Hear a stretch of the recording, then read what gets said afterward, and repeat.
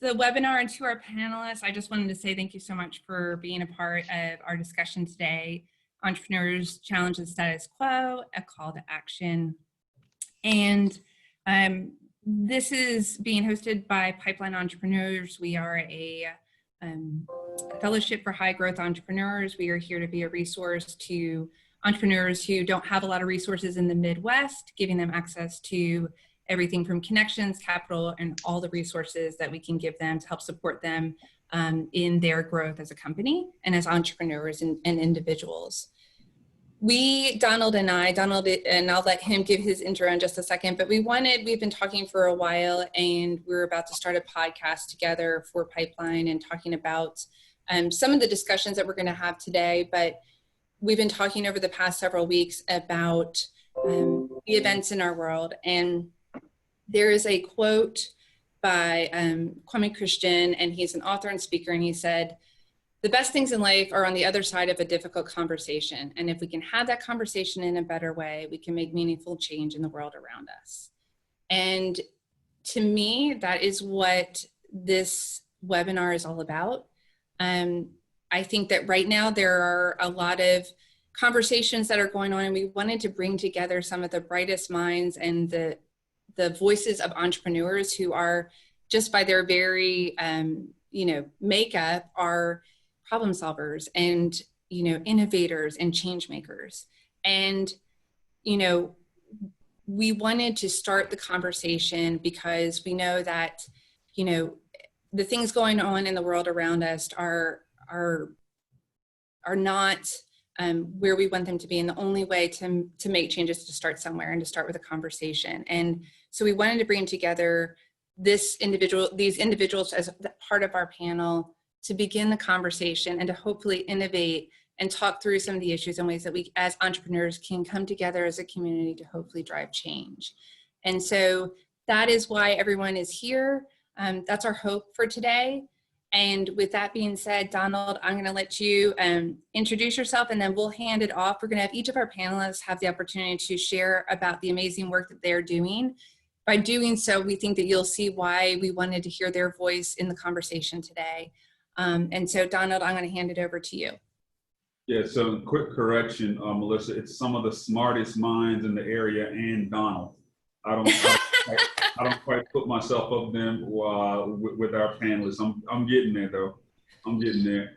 Yeah, so first off, Melissa, thank you so much for honestly just even wanting to have this conversation. Obviously, you and I, we've had several conversations about things that have been going on offline and just things that we can do as entrepreneurs to hopefully figure out what's next. That's been the big thing. We've all spent a lot of time focused on dealing with the symptoms of things that are going on, and of all the faces that I see on this panel, I'm excited to hear feedback just because I know a lot of us are also very solution driven and looking for that next phase. We accept things for what they are, but now it's time to get to work. So my background is in entrepreneurship. I'm a 5-time founder, currently working on a venture called Griffin Technologies, where we do a lot of work with tier 2, tier 3 banks, credit union, community banks, and COVID, I'll dig into a little bit later. COVID and also some of the racial injustices that have been happening actually have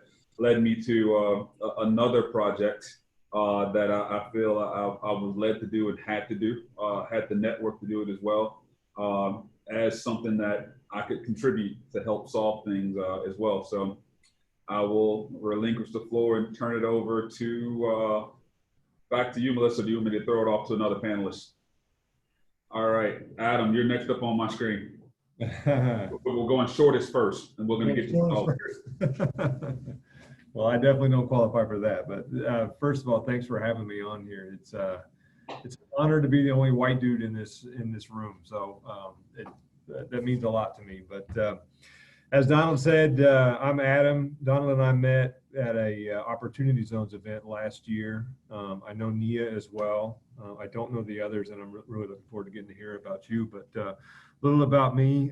My day job, my partner and I run a small financial planning and investment firm called B&G Advisors. We talk about product placement. There's mine. During COVID, I've realized that you can still do business wearing a ball cap. So it's been good.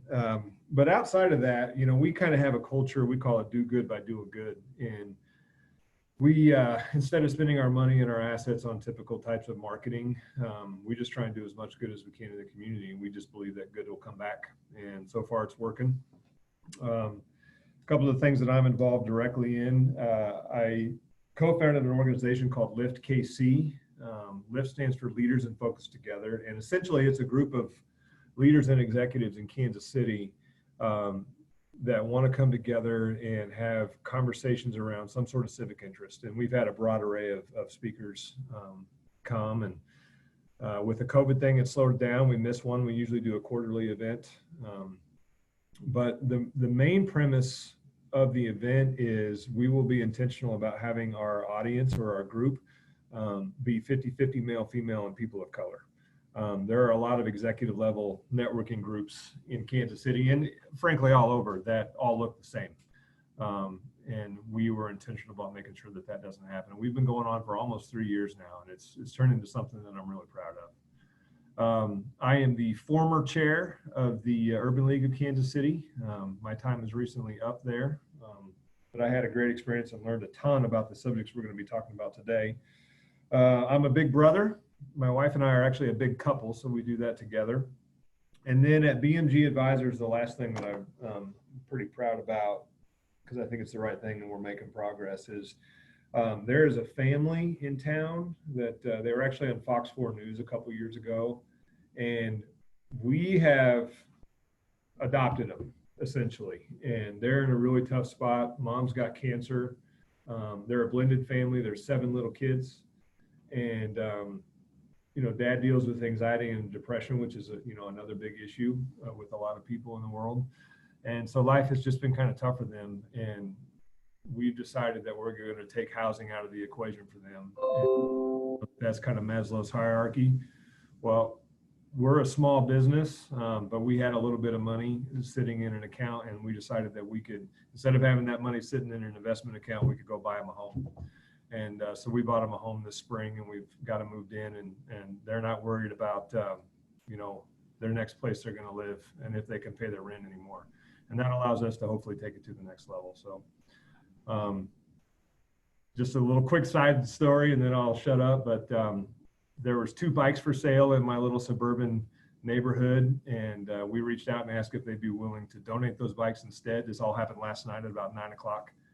And she said, yes, I'd love to donate them. I posted, thank you for the anonymous giver of these bikes. And within 2 hours, I had 5 more bikes. So I got 7 bikes I delivered to these little kids this morning. It was pretty cool. So That's awesome. all right, so I'm done. Thank you. Say, Nia Richardson, you're up next only because I saw you looking down at something. I was really trying to avoid as much eye contact as possible.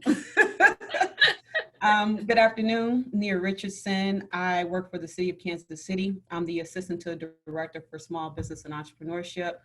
I run what's called our KC BizCare office. I am a Kansas City native, prospect, born and made. I am a proud East Sider. The work that I do with the city, of course, we provide technical assistance for small businesses with registration, permitting, and licensing process. We're looking at ways to advance back office support for our businesses. But my ultimate goal and what I'm doing with BizCare and with the city is to look at ways to advance Black and minority-owned businesses in Kansas City by leveraging the city's procurement or buying power to close the racial wealth gap in our city. And that could be done in a variety of different ways. And we are working on a number of innovative ways to do that, especially with current issues that are going on. But in short, that is what I do. Awesome. All right. Todd, you're up next. Ooh. Todd. There you go. Yes, good evening, everyone. Todd Belcore is my name. I'm a lawyer, mediator, law professor, but also I have the privilege of running a nonprofit called Social Change. And at Social Change, it's really much like any entrepreneur representing response to significant gaps in what we saw in the market. Doing community work for over 20 years, you notice overwhelmingly organizations and individuals charged with representing our communities, serving our communities, weren't housed in our communities. We're not staffed or run by people who represent or understand the struggles of our communities. And as a result, it's just kind of inherently out of touch and not responsive or as effective as it could be to meet the needs of our communities. So a form of social change to be a direct response to that. We are housed on the coast, but also right here in Chicago, where we're headquartered on the Chicago South Side. And we attack the injustices our communities face in three ways. Particularly when I say injustices, I don't talk about the symptoms that a lot of organizations address, but really the disease responsible for the symptoms. That's institutional racism. So we fight for liberation, particularly by engaging in storytelling, making sure people through our International Social Change Film Festival, but other mediums, have an opportunity to see, feel, and most importantly, understand a bit more the struggle of others. And what we found that helps people understand our common humanity and reflect on that and be more willing to be engaged and do more to help someone they may not otherwise have understood or identify with. And then we also engage in direct action as it relates to something like COVID, for example. We recognize our community's need. It's crying out. We're hungry. We're worried about protecting ourselves. We're worried about exposing ourselves to the virus. So we've been responding by providing food to our community members to make sure they at least have food on the table, but also can protect themselves during this really trying time. Delivering over 150,000 pounds of food and 10,000 pieces of PPE and all that to my communities throughout the city of Chicago. But then, as we talked about, those are symptoms. A larger issue, of course, COVID being a newer pandemic, but the epidemic of racism has been something that's been breaking down communities and causing poverty and panic and terror for years. So we engage in very robust policy advocacy in the areas of everything from police accountability and government transparency to housing and criminal justice system, access to business ownership, and all those things to make sure everyone has a chance to truly be free. That's awesome. Awesome. Caitlin, you're up next. Hi, everybody. Thank you so much for having me. Donald and I met through Casey Collective, which I got to be a part of through Innovate Her Casey, which I found out about through, something else in Kansas City, because that's how it seems to work, right? So I'm the Director of Strategic Partnerships with Innovate Her KC, and I'm also on the KCUR Generation Listen Council. But I think I'm here today because of On-Call Hello, but it's hard to tell, like Donna, I do like so many different things, like all of us, I'm sure, right?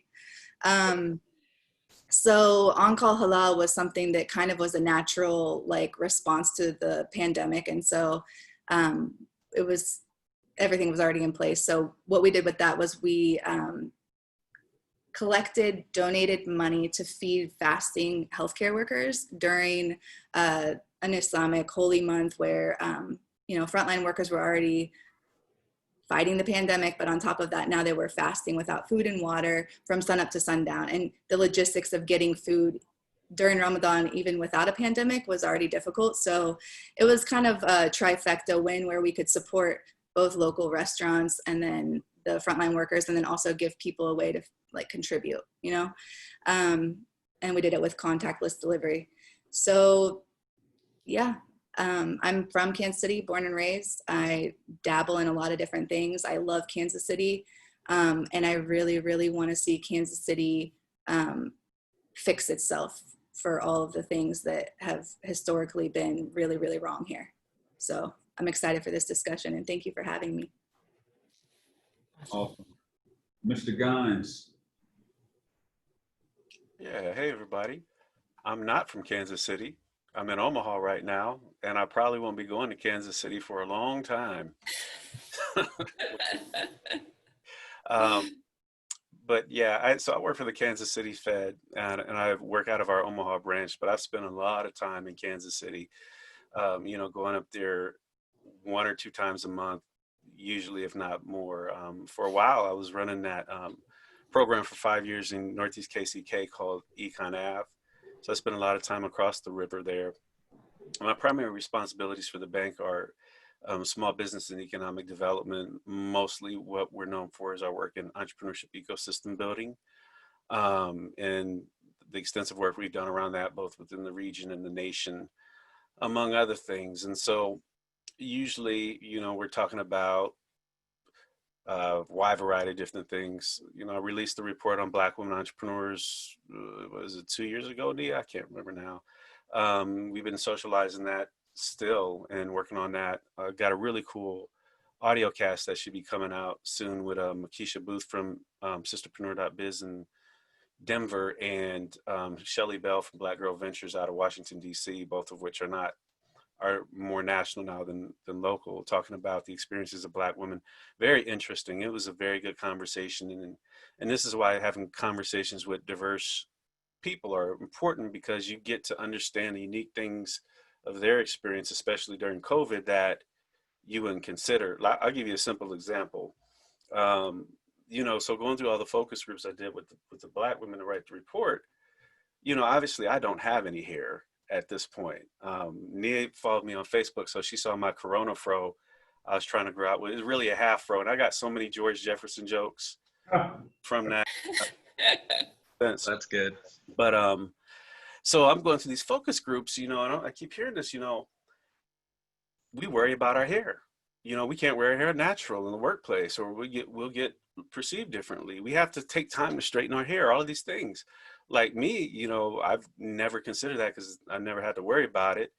And of course, coming from a Black community, I'm used to dreadlocks, I'm used to natural hair, all these things. So when I see, a woman with natural hair, a Black woman with natural hair, to me, it's just a part of nature, right? It's part of, the community.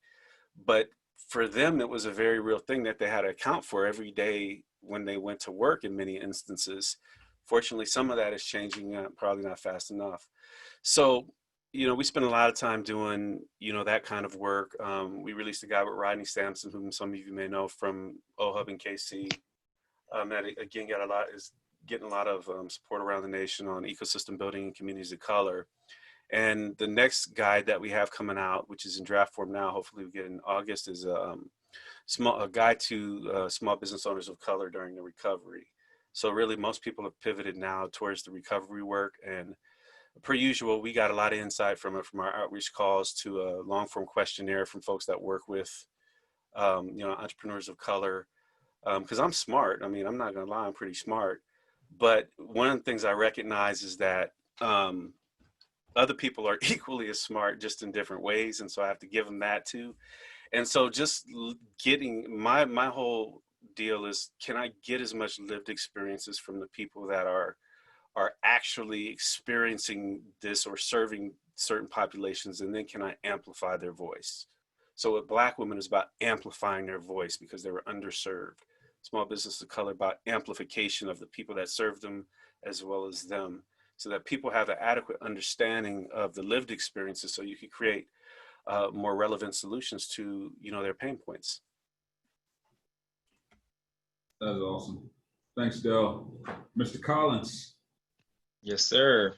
Well, I am Isaac Collins, and same as Caitlin, I actually met Donald through KC Collective as well. Actually, I think it was like this time last year or something, but happy to be here. I think that these conversations are incredibly important to be able to inform and educate people on both sides, every side really. But my short resume, 14 years of management experience, 8 years of owning business.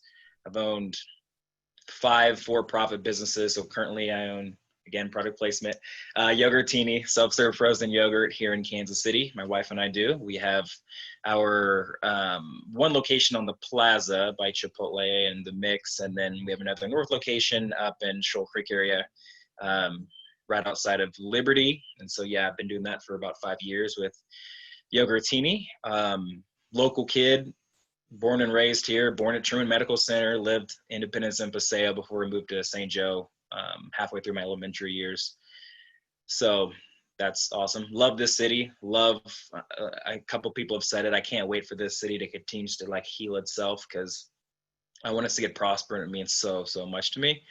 Along with the 5 for-profit businesses I've done, I've also currently doing a nonprofit called Superhero Yoga, which a partner and myself started in 2016 out of just necessity, being a kid from, being a kid in general, but being a Black kid, East of Truth, what you see in underserved areas is a heightened experience And me also being a yoga instructor, what I saw was there's not a lot serving kids to allow them to cope and understand the experience that they're going through and to kind of combat and fight that heightened fight or flight response that they have. So that's where the yoga comes in. I've been teaching yoga for 4 years now, and we wanted to fill a need. So that's why we created Superhero Yoga. What we do is we go into schools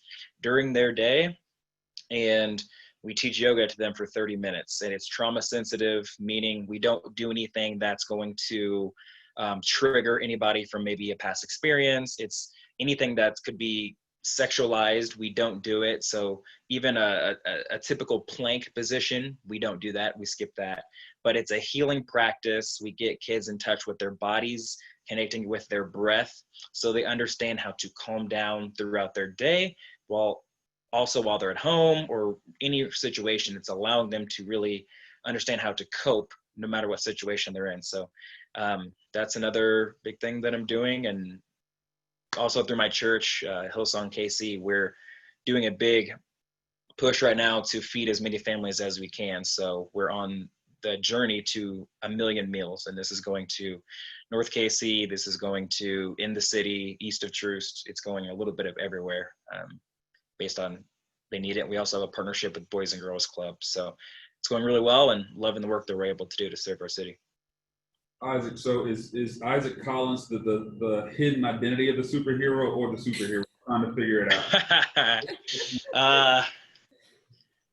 I don't even know how to answer that, man. One thing I love about you is you are great at gassing people up. So every time I talk to you, I just feel better walking away from it. So we need to talk more often, or I need to get you on like my alarm so I hear your voice the first thing when I wake up. You got that flipped the other way around, man. I need to be on you, bro. Well done, man.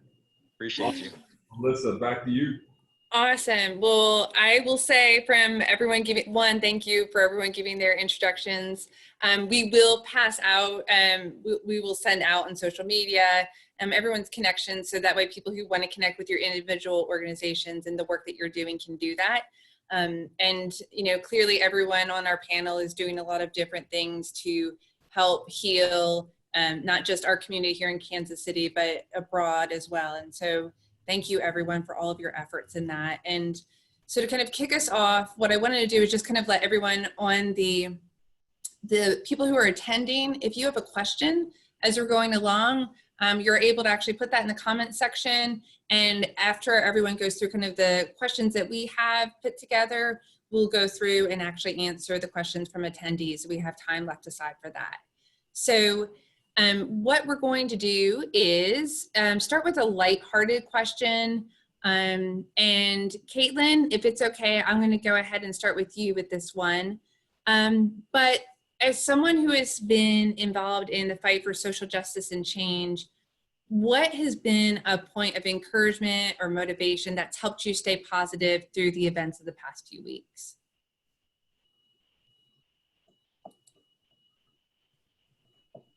And I think you might be unmuted still. Sorry, we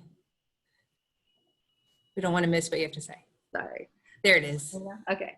I think one of the things that's been the most motivational is seeing people come to the conversation who haven't been a part of it before, and like not just like for a minute, like they're actually engaging and like participating how they always should have been, and they're not being like pushed back, they're being like welcomed in, like, yeah, come, you should have been here all along, but like you're here now, so let's do this. And I think that for me is the most motivational thing, and that's all I'm gonna say. Awesome, thank you. Todd, how about you? What is something that you've seen that that has been encouraging or motivational over the past few weeks? Yeah, similar to Nia. I mean, at the end of the day, there's an unprecedented number of people who are living in fear right now, and leadership is needed now more than ever. So when you consider that, I've been really impressed by the Rainbow Coalition of people who are stepping up and exhibiting leadership right now. We've had the opportunity at Social Change to partner with Muslim organizations, churches, youth-led organizations of all backgrounds, classes, and creeds. And it's given us an opportunity to really build the momentum necessary to create lasting change out of a moment. It's really terrifying, and particularly in this moment in history, really critical. But we're grateful for the fact that we have some of the momentum necessary to turn this moment into a movement that can yield some change that can help people for years to come. Awesome. Great answer.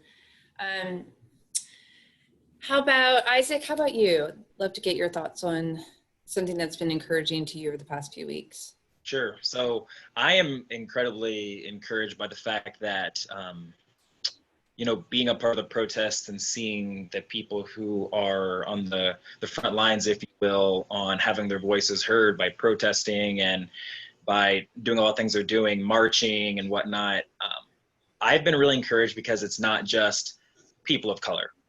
It's non-people of color as well. And that is really cool to me. So I've been to 4 or 5 protests, and pretty much all of them have been at least half white. And I went to one at City Hall, and I don't know, there were so many people. I'm not good at estimating, but I'm gonna say there was 2,000 people there. And I would say the vast majority were white. And I'm really encouraged by that because, as we know, as the oppressed group, we can't be the only ones trying to get unoppressed.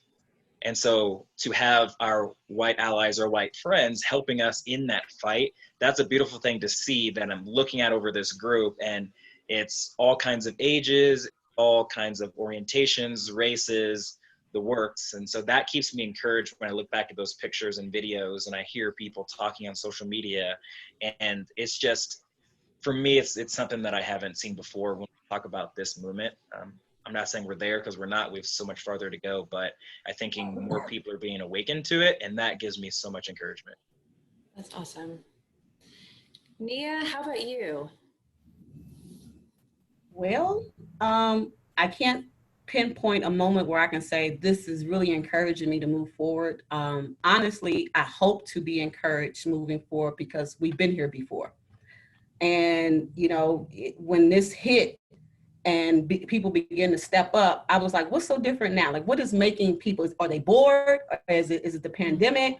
Like, is it that you can't move around, that you have to stop and now you're being forced to see it?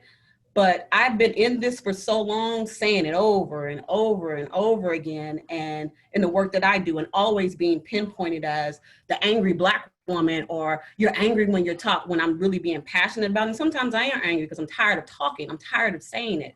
I'm hoping that I can be encouraged by the fact that we have a lot of Black people in position. We have a lot of other people of color in position, in leadership positions. My hope is that they will leverage those positions to make actual change. And I need those changes to go beyond a simple statement. Show me action. Then I will be encouraged. Until then, we're still in the same boat.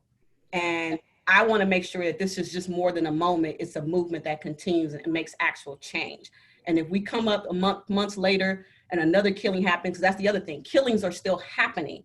And again, I need people to get off the fact that it's just not about the racial injustice of police murders of Black men and women. It's about all the other systematic things that are happening that we as professionals, especially Black professionals, have to face every single day. And so it goes far beyond telling the police to stop shooting us. There's so much more that has to happen in our everyday jobs that needs to change. And if I begin to see that changing and people actually acknowledging it and putting action to their words, then I'll definitely be encouraged. That was a really I appreciate that answer. Del, I'm gonna wrap this question up with you. Would love to hear your thoughts on the question. The views in this presentation do not necessarily represent the views of the Federal Reserve Bank of Kansas City, nor the Federal Reserve Bank system.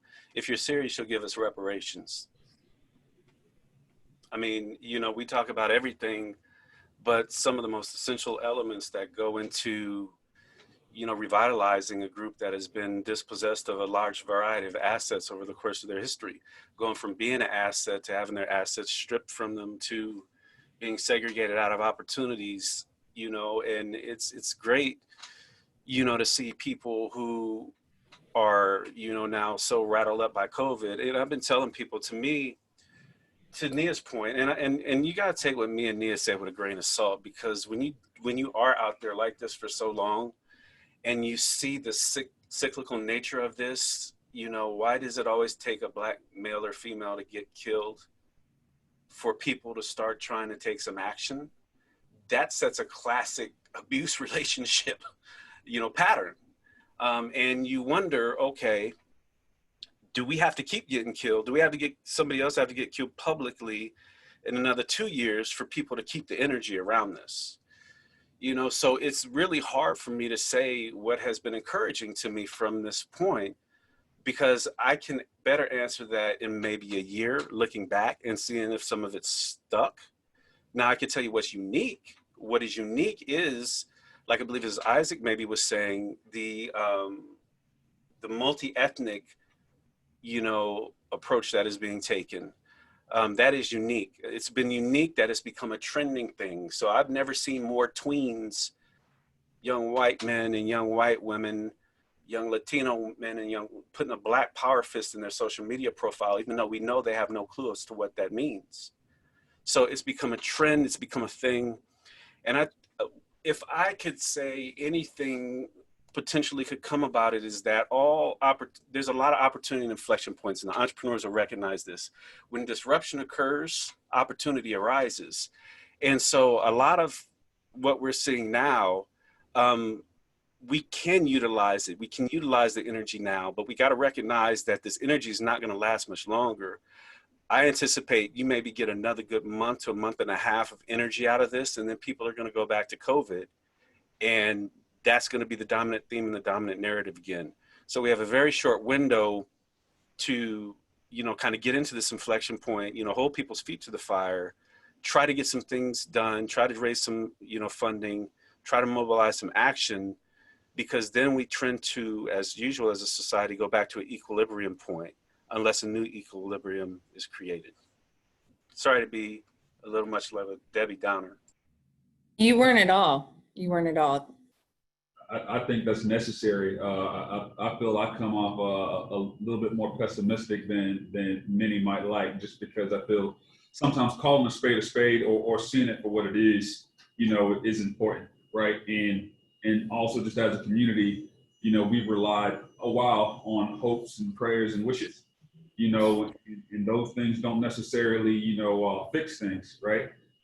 So Del, I have a question. I kind of want to keep this thought going as well, because I've also had this thought that COVID has had a larger effect on some of the things we're seeing than we're giving it credit for right now. I'm pretty sure some university a year from now is going to write some beautiful report that shows all the statistics of how that matters. But without COVID, do you feel that this movement that we've seen recently would have been what it is now? No, I wrote a, maybe it was a piece or a conversation. I can't remember if I wrote something on it, but I've had a lot of people ask me, and I hope we can get into this. Like I've been telling people I've been suffering from race talk PTSD, you know, because you're asking Black people to bear multiple burdens at the same time, right? So we're living through this emotional experience. We're dealing with it every day.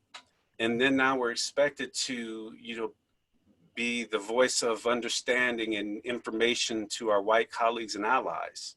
And some people are energized by that and some people are drained. So we have to be respectful, you know, of what we're demanding of Black men and women at this time, and try to use a little bit of empathy in that regard. So I've said that, in my opinion, this is a combination of two things. Most people forget Occupy Wall Street.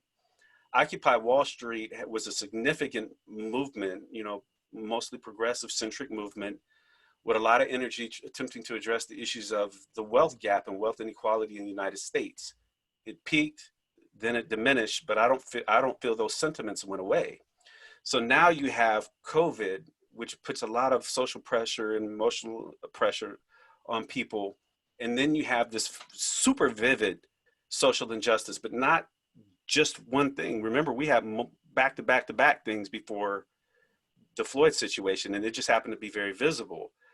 And this is just my opinion and hypothesis.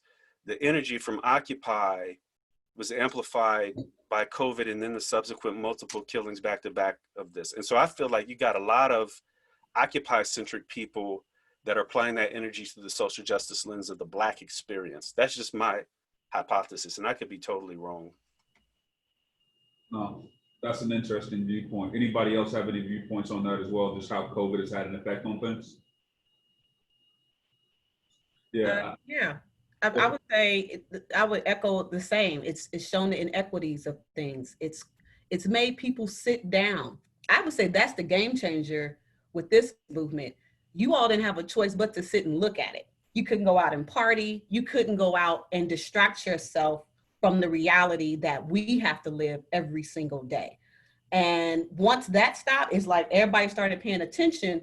But again, it's so trendy. How do we really even know if it's real or genuine? And so that's why I'm so optimistic about it. Like I can't tell yet if it's real or genuine, because this is the Midwest, and the Midwest is a transition between the North and the South. And if you've ever lived in the South, like I have, when I went to school, there was no doubt about if someone was racist or wanted to call you the N-word or not. They would say it to you, and they would look at me like we didn't breed you. You absolutely did not, because I don't have the same level of fear as a lot of people who live here do. So it's about, is it really genuine? And COVID-19, I would say, is a blessing and a curse at the same time, because it's brought to light so many different things. Now, what are we going to do about it? It's a great point. Melissa, you want to move on to the next one? Yeah. So we have been if you take the example of Cahoots in Oregon, which is an organization that focuses on sending mental health professionals, social workers, crisis counselors as first responders to calls that involve mental health crisis rather than armed police officers, as one way the innovation has begun to create change at a grassroots level to change systemic problems. What are some other organizations that you know of that are having success by taking a grassroots approach to solving national problems? And I'll let you guys decide who wants to kick that one off as far as answering that. Well, I think there's one core ingredient in every national problem. I think at the end of the day, they're a result of structures that assure a certain power dynamic, but also guarantee certain outcomes. And those are outcomes that take place no matter who the actual people, like the cogs in the machine are. It's the machine itself that's the problem. So that's the work that we work to disrupt at Social Change. And in terms of dealing with not just the symptom, but the disease, in order to cure the disease, the active ingredient must be grassroots movements. It must be a grassroots approach. There's other ingredients that are part and parcel that are important, but unless you're mobilizing and making sure and amplifying the voices of community members who are most impacted, it's a movement that doesn't have the authenticity, the credibility, nor the necessary impact to really create the change that's necessary and long overdue. So that's one of the things it's our calling card. It's what we focus on. But we marry the grassroots movement and organizing with working with stakeholders in different communities, whether it be business community, religious community, otherwise, to come to the table to create policy solutions to change the systems that are responsible for creating these unjust outcomes. And passed 23 laws across the nation so far, and many more to go, of course. But at the end of the day, it's legislation, voting, and the actors responsible for implementing are things that we all need to work to change, and that's something we work on changing every day. Awesome. Anybody else want to tackle that one? What are some organizations that you know that are doing some really great grassroots level work? I actually had somebody reach out to me through Instagram, and he is local here, and he started kansascitygift.org, which is really cool because what they're doing is collecting money and they're reinvesting it in the Black community, and they're providing grants and Black-owned businesses in Kansas City to build Black wealth. And to what Nia is saying in the chat here, homeownership is a way that you can rebuild Black wealth. And as Del said, reparations is a way that you can rebuild Black wealth. And unless we are intentionally rebuilding what was unfair from the beginning, then I don't think we're going to get towards the answer. And so I think that this kansascitygift.org, and they're part of Casey Collective, I think, or Donald knows them somehow. They seem to be doing really great work. There's also, within the Muslim community, we have different divisions or different things. And we have this group that has been working towards like civic engagement and involvement, because honestly at the policy level is really how you're going to change the system. And so unless everybody is engaged politically, we're not going to get to where we need to, and not just like go vote, because yes, go vote, but also like be engaged and like find people of color to run and find people whose voices deserve to be elevated and elevate them. And so there is a group of Muslims who have started it. It's called the Progressive Muslim Forum. And they're basically having those conversations and elevating and listening to the Black Muslim leaders in our community, of which there are many doing amazing things. And so I'm just excited about seeing that. So I'd say those are the two. And One Struggle KC also is, you know, raising money to bail people out, because we know historically Black people have been incarcerated like disproportionately for minor offenses. So bailing people out, rebuilding the wealth, those are things that are going to get us where we need to be. I got a for entrepreneurs that are making a difference, and shout out to Made Mob. They made me this shirt for City of Entrepreneurs. Actually, Made Apparel, Made Mob is an example of how entrepreneurs can make a difference, and they are donating 100% of their profits to Black mental health. And so they are partnering with Black therapists to provide free therapy sessions for Black people in the community to go release. This SHIT is hard to deal with every day, but that is a good example of how entrepreneurs can make an impact in grassroots and social change just by putting their money where their mouth is and supporting in different ways. So I would definitely give a shout out to Made Mob for that. Also, the Jackson County Bar Association, if many of you are not familiar with, that's pretty much your group of Black lawyers and judges in Kansas City. And they've been doing a lot right now with being observers at the protest, helping to bail out as well as provide legal services to protesters. They're also looking at ways to educate. They're also talking about partnering with our office to provide legal services for small businesses. So again, there's a bunch of different non-traditional grassroots organizations that are stepping up and making a change. That's awesome. Anybody else want to share some? And one of the things I would say, like for Nia and Caitlin, you guys mentioned some really great organizations. If you don't mind just putting those in the chat for attendees to see, and then we'll kind of gather those and share this as well, because we, you know, that way we can support the organizations that are doing some great work.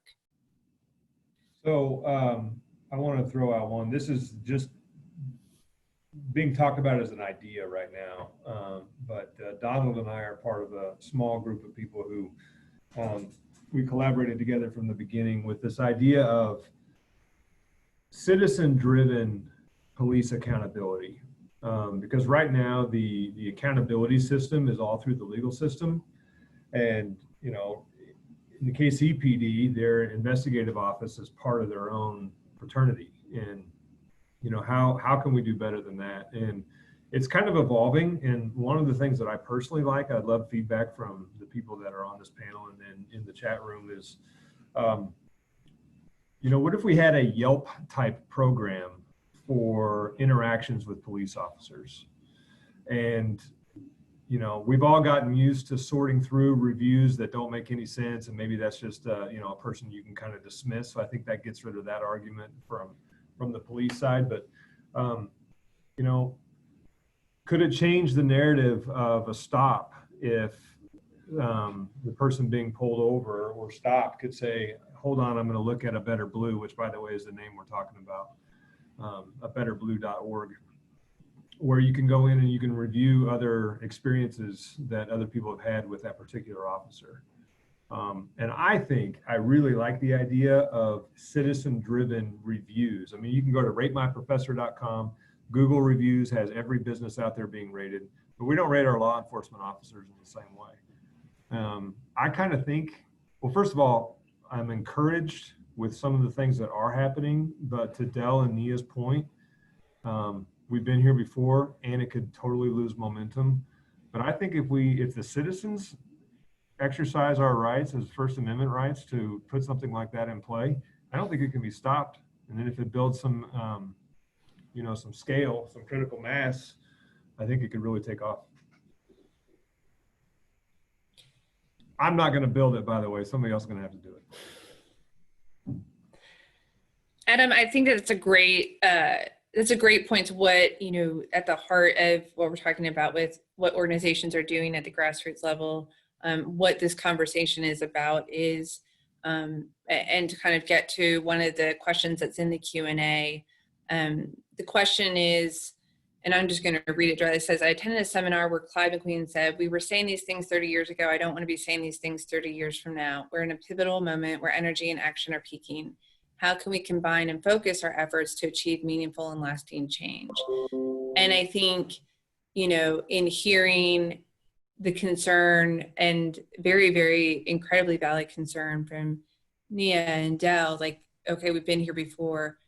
What are the things that we can do as a community of not just entrepreneurs, but as a community to make sure that this isn't just another conversation and another moment in time? And so, you know, we've been talking about some of the things, making sure that, you know, we're promoting people to office and supporting. What are some other things that we can do? Donald, like, I'd love to hand off that question to you and let you kick that one off, and then hand off to anyone else who wants to take a stab at that one. Because I know, Donald, you're doing some really great work with what you have right now to solve some of the issues.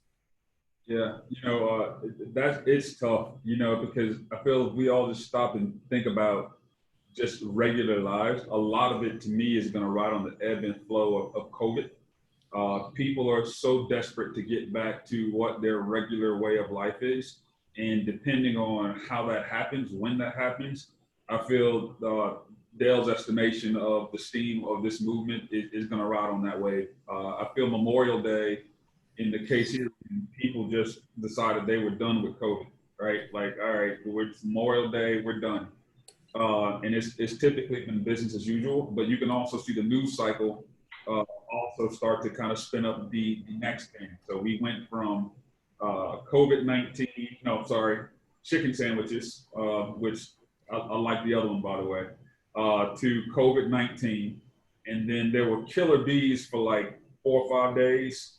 And then now racial inequities, murder of George Floyd, back to COVID. And you can see them now spinning up the queue for politically motivated things that are coming next. And, you know, I feel our country as a whole, we've been whiplashed, right? We get through incidents so quickly now, right? I remember when Sandy Hook happened and it just completely grabbed all of our attentions. And now you hear it on the news and it's like, oh man, that sucks. Isaac, what's for lunch tomorrow, right? And we're just positioned and conditioned rather to move on. So the only solution that I feel is going to be worth it is for those that are serious about the work, just going to have to put in the work. The likelihood that we're going to be able to keep this movement going at the scale it's at now, not realistic, in my opinion. And I feel Adam now already doing his part well before the things that have happened, but now this has pushed him to do even more with the Better Blue. He's going to build that. Isaac has started to do more. He was already doing a ton before. Nia is starting to do more. She was already doing more before. And I feel everybody that's doing something now was already doing something before. And I feel it's up to us to start building our own little individual bubbles. And we have to start small. You know, I feel a lot of times if you look at around the country, a lot of groups fight federal laws and they lose all the local battles. And I've seen that happen so many times. Can we start at the city level, care about who's on the school board, who sits in the city council? Let's focus on that first. Because if we can take care of what happens where we live, though we can't really adjust some of the federal related things, I mean, those are some things we can attack later. So I think starting small and again, even with what's happening now at racial injustice, I think that's a little bit of a bait and switch. I mean, you look around the country now and everybody is doing something that no one is even really asking for. Thank you, NASCAR, I think, right? You know, and so all this stuff is going on over here to keep people, keep their attention, you know, but then yet again, locally, what's really happening to move the needle? So I feel if that focus is kept super, super small, you know, very granular, that's going to be the only thing we can do to help build a baseline so that, and I hate even saying this, when it happens again, that we have something that we can build on top of and not have to restart it every time. Sorry for being a Debbie Downer.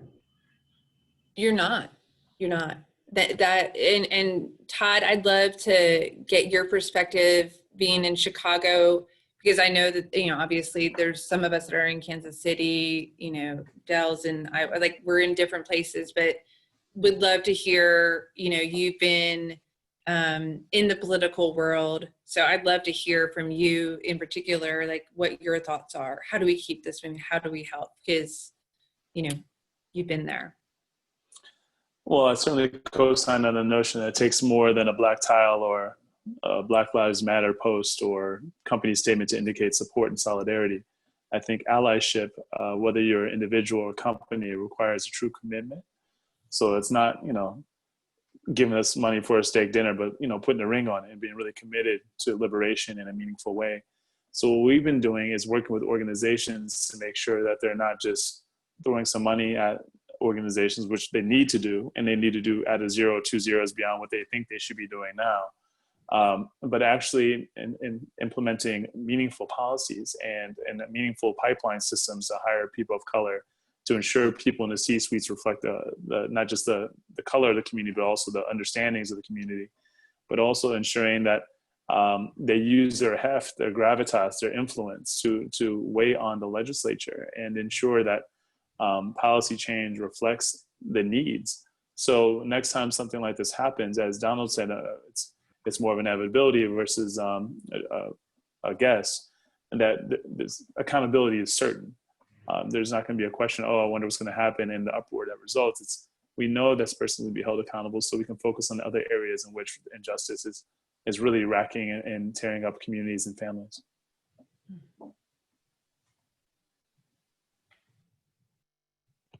Anybody like to else hop want? in. Yeah, Yeah. Isaac, please.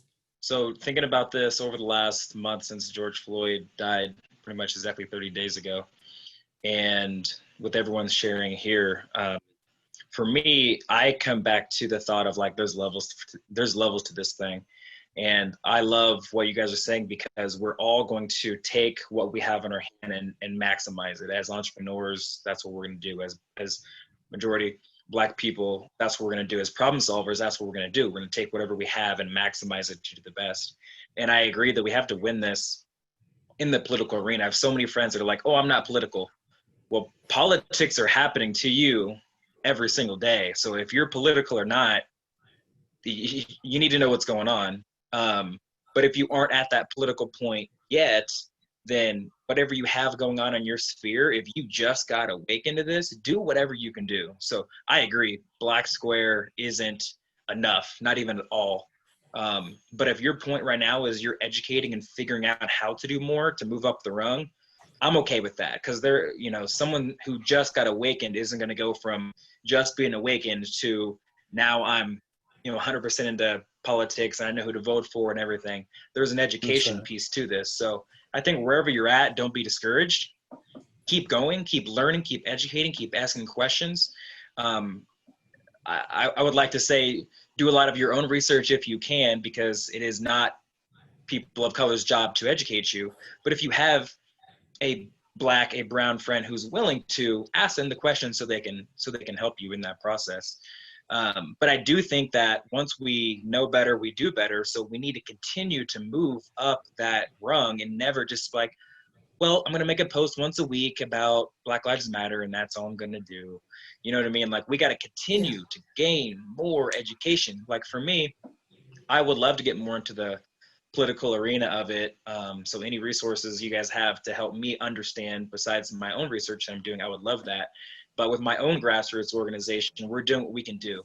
And fortunately and unfortunately, we're dealing with the symptoms, but that's a very important piece of it, because there's always going to be symptoms of growing up in the Black experience.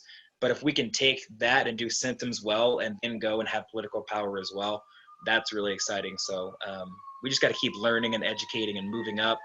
And I don't know if you guys saw a while ago, Dave Chappelle did a stand-up performance, and he was talking about critical mass, kind of like a teeter-totter or a seesaw. To have big-time change, more people need to know about it. They need to mobilize even more. They need to strategize. And you get to a point where it's critical mass and the tides start to turn. Well, obviously, we know we're not there yet, but we do know, I'm hoping that we're closer than we were a month ago.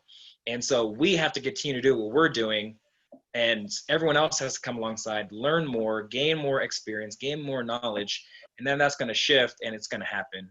I agree that we haven't seen this many millennials and Gen Z wake up and try to make things happen. And so again, that encourages me, but also I agree that like we have just so far to go, and we have to attack this at a systemic level so we can make those big strides. But that's my 2 cents. Yeah, And can I just add 2 seconds to what superhero Isaac said? It's something that he said that was really important about the idea of just how daunting this is. And, you know, changing laws, running for office, this is not supposed to be shit people of color are supposed to be allowed to do. There is no someone in your family you can look to for advice on this, or who can walk you through the ropes, who's already seen that, done that. This is not something we've been given the privilege or opportunity to even engage in. So the idea that this is something that's, you know, it's mystified. Absolutely, it's supposed to be. It's supposed to be something that's like, oh, that's too difficult. Don't worry about it. That's one of the reasons why we engage in giving food out, because we're encouraging people. Hey, let's start simple. No matter where you are in the world, get from behind your computer. Come to the South Side, West Side, parts of that are hardest hit by not just COVID, but poverty, injustice, racism, and see for yourself, feel for yourself the struggle that people are dealing with every day. And then, you know, let that pique your curiosity, and then come with us as we go ahead and work on legislative agendas. Come with us as we work on negotiating different items and working with activists to make sure there's well-rounded platforms that reflect not just the needs that communities are crying out for, but making sure the legalese is there. So whatever is legislated reflects the changes we actually need. So thank you for mentioning that. That's truly critical. No matter what your skill level is, no matter what your background is, all we need from you is your time and interest. And from that, we can work you, we can mold you, and we can make this, put a ring on the thing, a real thing, and make some real change. Yeah, that was a way better way of saying it than I did, that's for sure. But just encouraging people to stay in the fight. And yeah, you're going to get tired. You know, take an afternoon, take a day, take 2 days to rest, but get back in this thing because we need you. I think we've missed a whole lot in this conversation, which is why we messed up. So I made a post yesterday about the income gap, right? Income inequality. So basically the income gap between Black and white households has only declined by 0.1% every year for the last 50 years, meaning that to achieve parity, it takes 350 years at the current rate. This is going back to 1967 through 2018. 1960, I believe, top of my head, is civil rights law was passed. I believe the second one, where segregation was dismantled, integration occurred, right? So here you have this so-called integration that was supposed to address a lot of these problems based upon a critical mass movement. And now we're dealing with still pretty much the same wealth inequity, the same income inequality. You have issues of mass incarceration, fraction families, and a lot of other issues. While we have seen some positive gains, you know, like I said, Black women, the fastest growing group of entrepreneurs, one of the fastest educated groups in the nation, educated groups in the nation. We do have more Blacks in the middle class, et cetera. But on net, have we really improved that much? If we're being very pragmatically analytical about it. You know, on one side, we gained a certain level of flexibility and mobility. On the other side, other policies cropped up. And so I keep hearing people say things like, well, we need to educate people, and we need to get people to vote, and we need to get people to act. To do what? There's no philosophy that's guiding behavior. It's all people acting based upon what they feel is expedient at the moment, or how to have an emotional cathartic, you know, movement, or to be part of a social media trend. So I used to do a presentation called, you know, kind of the two strands of dominant Black philosophical thought, going from Booker T. Washington, Marcus Garvey to Malcolm X and Elijah Muhammad on one side, with A. Philip Randolph, somewhat Douglas, but, you know, W.E.B. Du Bois and Dr. Martin Luther King, and how, you know, they each were iterations of that former strain of thought. We don't have that anymore. The last dominant philosophical movement that I would argue came out of the Black community was the 10-point plan by the Black Panthers, and, you know, their social anarchist, you know, philosophy. And then to a lesser degree was Dr. Claude Anderson with Powernomics. And so we're basically trying to create action for transformative change without any guiding philosophy or philosophies behind it. And as a result, what is happening, and some people are going to be offended by this, but what has happened is a lot of white progressive ideology has been framing a lot of Black power movements. And I don't know how you win that way. I just don't. It's nothing against the white progressives, but I just have a fundamental belief that philosophies that were designed for one group to sustain themselves and to grow in a particular society are oftentimes very difficult to translate into the oppressed group and them overcoming their situation, because it wasn't designed for us. Doesn't mean that there's not elements in that we can't use. And so that's what we're seeing, is like we have no infrastructure.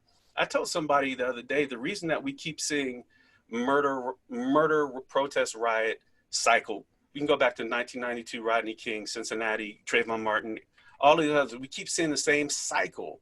It's because we're building a house without a foundation. There's no foundation. So when the storm comes, the wood gets blown down, and it's like we're trying to build a house from the roof down. That your foundation is your ideology, your philosophy, the culture that binds you together towards a common set of actions or principles. And these are the things that are never discussed in any of the conversations, not on the news, not on the community meetings, but these are the things that drove the Black experience in the past. Even though we had, because we're not homogenous, we have people contesting each other. A. Philip Randolph would try to destroy Garvey through his paper, but we had him. And so people could turn around and say, yeah, I'm a Garveyite. And Garveyite meant something, right? It meant X, Y, and Z. So I would encourage us all to even though we need to reach this inflection point for what we do now, at some point we need to take a half step back and say, okay, what do we truly believe about change? What is that philosophy? How do we codify it, and how do we export it so that a large enough number of people can get behind it, that we have a clear North Star that we can go to? I agree. And I was going to comment on some things you said, Isaac. I am not the Black person to ask. Give me about 2 months. I'm not the Black person to ask right now. Appreciate your honesty. I'm totally not it.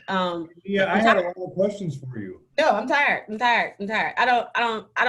tired of educating right now because I get frustrated. I would say, if you want to know, read a book. Right. There's a lot Google it out like you there. do everything else. Please don't go watch a movie. Stop. Movies are not telling our correct stories. And there's too many saviors in these movies.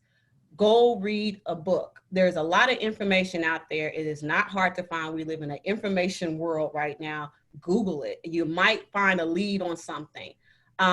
If you are interested in learning a little bit more about institutional racism and the structures and the policies, because it's really a policy deal right now, then I would recommend the REI training, the racial and equity training.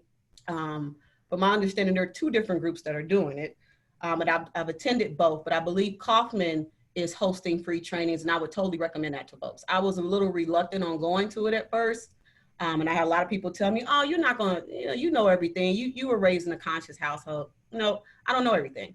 And it's always good to learn some things. But for 2 days, you are sitting in the circle of trust, no technology, no nothing. And you have to look people in their face. And it is a very diverse group. And you have to put it all out on the table, what is going on. And it is a great way to start the conversation and education around the various policies. If you ask the question of what can be done as far as more, change the policies. I'm fortunate to have somebody open the door for me, as a lot of white people have opened the door for Black folks.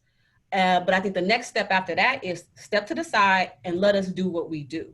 And if you try to make something in it for you, then it's going to fail, because it's going to be all about you. This is not about you. This is about us. I need your help because of how things are structured.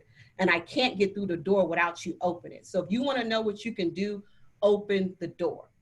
For my peers who are in position of leadership, do something, speak up. I want to give a shout out to Chris Good, Commissioner Good, for standing up. Me and him had a very open conversation about what he just did and what he just said. And the fact that, he's never done anything like this before. He's never spoken up like that. And he's taken a big risk, one as a father, two as a business owner. And already he's receiving attacks because of wanting to stand up and renaming a street or a fountain. But let me give you an example that I'm trying to pitch to him about how you take it a step further. Here's what you can do. Here's how you make change. Renaming J.C. Nichols should not be just about renaming J.C. Nichols. It should start the conversation of redlining, which should remove the policies and the racial protective covenants from the deeds that still exist today in our neighborhood associations, or the policies and practices that take place. How do you leverage that to get to that point? Do creative placemaking, work with your artists, take those artifacts like the street signs and the names that are coming down in various different entities and create exhibits around that. Now I'm putting my artists to work, my Black artists to work. I need Black people to tell my story. I don't need anyone giving a narrative of my life. And then you create those exhibits around it, which create the conversation. You take that conversation and you take it to other cities, especially the ones that J.C. Nichols has impacted. Do a little bit more research and you'll see that there are a lot of cities that were impacted by his development and his practices, which have all come back and contribute to the racial wealth gap of Black people in America and maybe across the world, who knows? But that will be interesting to see. Also note when doing the research that that fountain was bought by the Nichols family in 1951 and then named after him. That fountain was enacted or put into place in 1910. So it wasn't something that was built for him. So it really can focus on the renaming part of it. But back to the solution at hand, going from just simply saying we're going to take down a name and letting that become a bigger conversation to actually have policy change to now let's figure out how we can do more. How do I now, because he's impacted everything east of Troops, change that?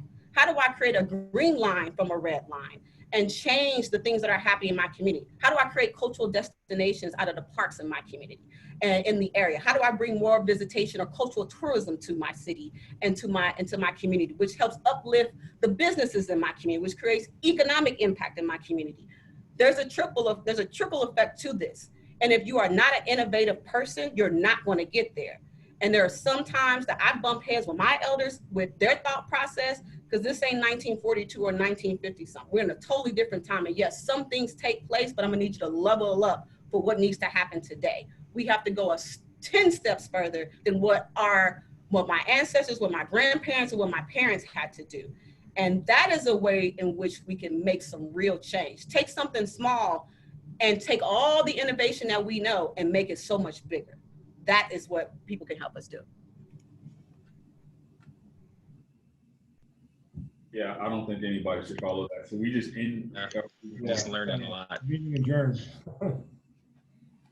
That is awesome. Well, that's a great segue, Nia, into another question that we talked about. So, and Del, I completely agree. I do feel every time this cycle happens, we tend to restart, and it's never being built on top of something from before, which is why the progress doesn't seem to ever really get made.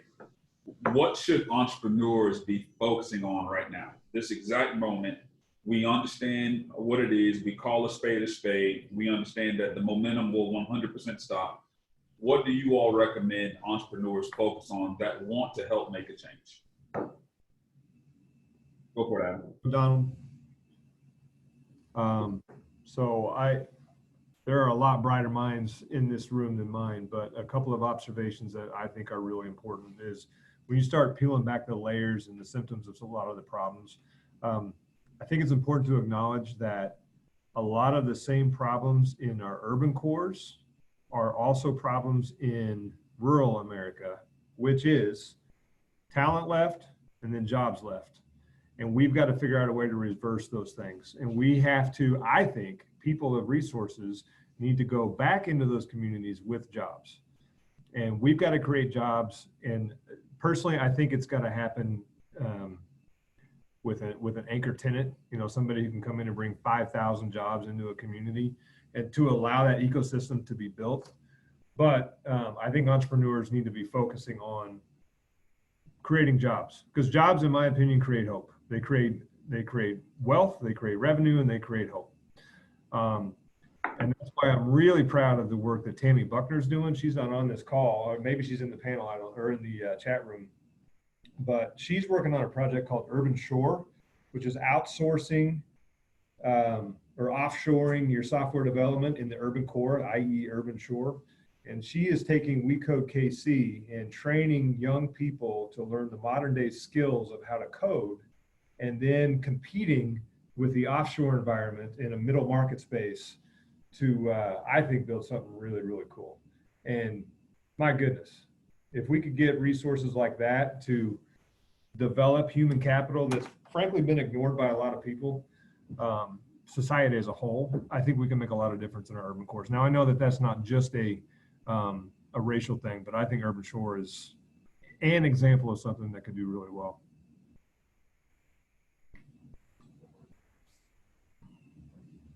You're muted, Donald.